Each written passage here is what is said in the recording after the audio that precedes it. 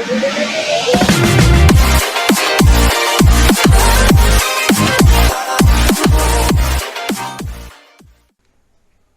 Viewers, technology home channel থেকে আপনাদের সবাইকে স্বাগতম।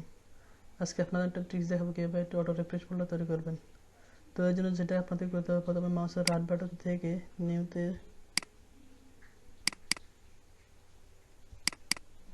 থেকে টেক্সট ডকুমেন্ট নামে একটা ফোল্ডার নেবেন। এখন ফোল্ডারটি আমরা নোটপ্যাড দিয়ে ওপেন করব। ওপেন করার পরে এখানে লিখবেন eco, ECHO, eco of inter CD slash inter tree, TR tree, inter tree লেখার পর এখানে আপনাদের ড্রাইভগুলোর নাম লিখে দেবেন। এখানে আমার ড্রাইভ আছে কয়টি, C drive, D drive, E drive. তো আপনাদের যতগুলো ড্রাইভ আছে ঠিক ততগুলো আপনাদের ড্রাইভ লিখে দেবেন। তো আমি লিখবো এখানে সি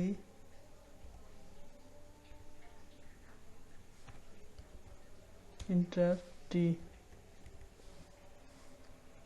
ইন্টার ডি, ইন্টার ট্রি, ইন্টার ই,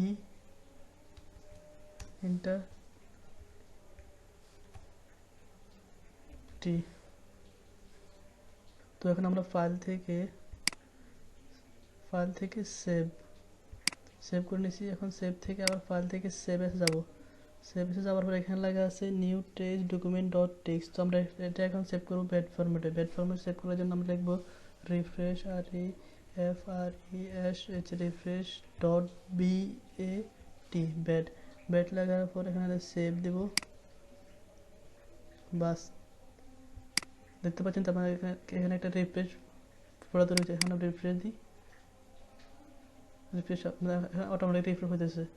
তো এরপরে যদি আপনাদের কোনো কম্পিউটারে যদি কোনো স্লো করে, তাহলে এভাবে রিফ্রেশ দিবেন। রিফ্রেশ দেওয়ার পর কম্পিউটারটা একটু দ্রুত হবে। ওকে, থ্যাংক ইউ, সবাই ভালো থাকবেন।